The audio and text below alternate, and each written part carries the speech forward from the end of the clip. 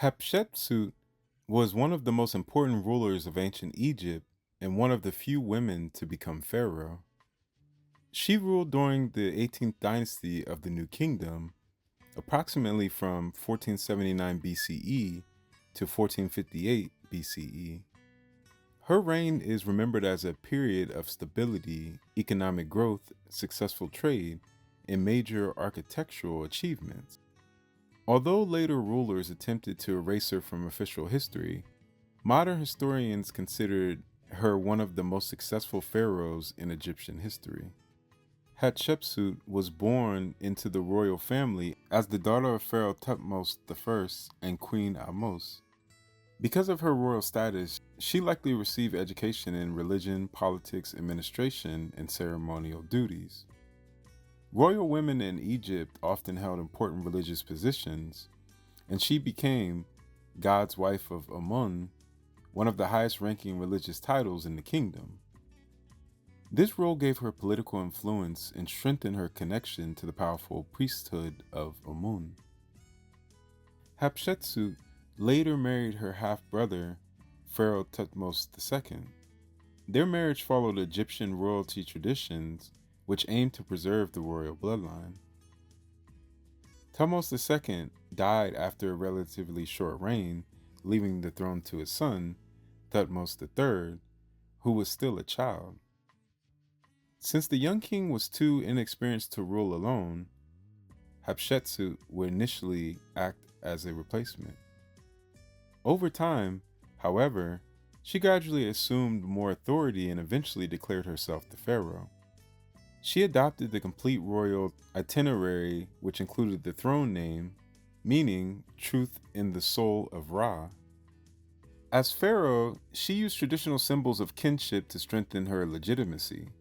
Egyptian kings were traditionally depicted as male, so official statuses and carvings often showed her wearing those type of headdresses, royal kilt, and ceremonial false beard. However, inscriptions still use feminine grammatical forms in many cases, showing that Egyptians recognized her identity as a woman even while presenting her with the imagery of a traditional ruler. One of her greatest accomplishments was expanding Egypt's economy through international trade.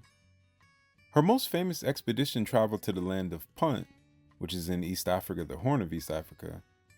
Relief carvings at her mortuary temple describe the journey in detail.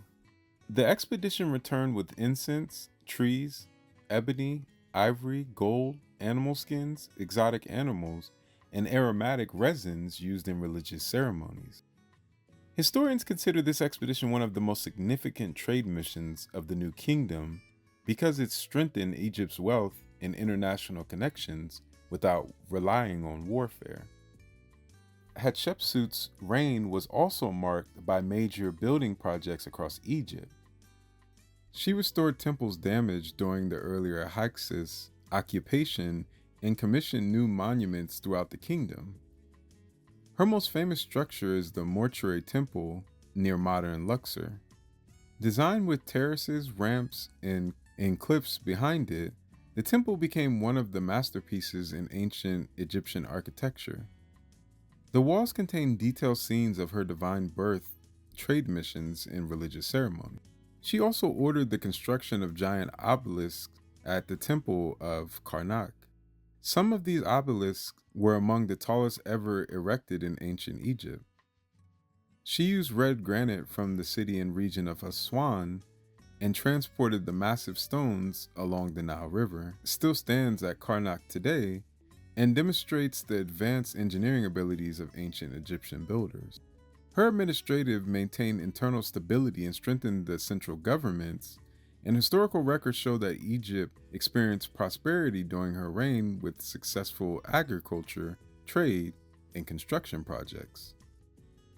Unlike some pharaohs who emphasized military conquest, she focused more heavily on economic development and religious legitimacy.